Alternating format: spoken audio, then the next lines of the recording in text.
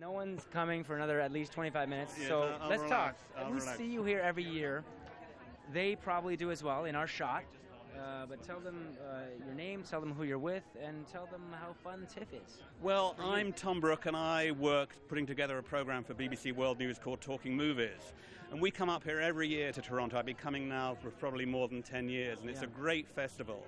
For a couple of reasons. We get to see the films that are probably going to be Oscar nominated in the new year. That nearly always happens, doesn't it? There's a strong tradition. Last year, The Artist was here, King's Speech. Yeah.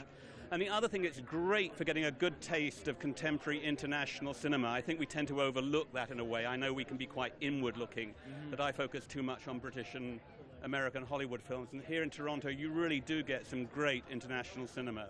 He's very good. What are you doing for the next 45 minutes? Would you like to take that microphone?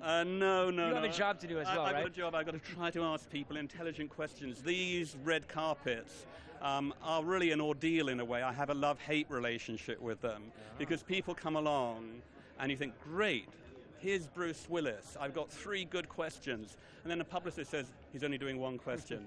And you think, what do I do? So do you go for the first one, or you go with the third one? I improvise at that point. Combine them all together somehow? I try to. It's hard, though, to remain intelligent in these conditions, but you're doing a very good job. No, it really is, Tom, and I'm just going to elaborate, because at home they watch what we do, and they just watch the packaged portions, so they'll get the answer, the question, they get the answer.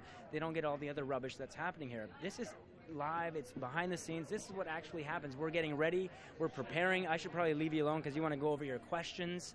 But it's like an animal house here. There's like almost like 100 spots along this red carpet. I mean, it's a great publicity machine. I mean, it's a great festival, but this is really a good opportunity for the festival to get a lot of publicity tonight. I mean, we're an international broadcaster.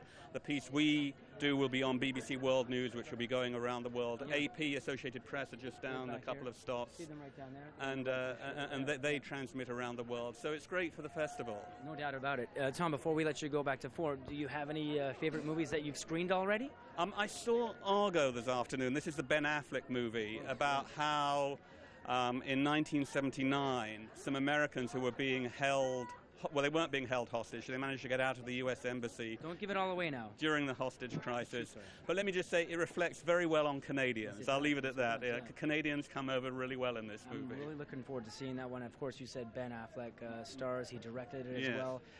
And also Victor Garber stars in that. Is he not? No? Maybe not? Victor Garber's in that one too. Terry Swift. Yes. He plays a Canadian. There are so many movies. You can't know about every single one of them. You can, though, Terry Hart. You've seen all 300, haven't you? No, I have not. I have Right, not seen all 300. But one year I will tempt myself to see all of them.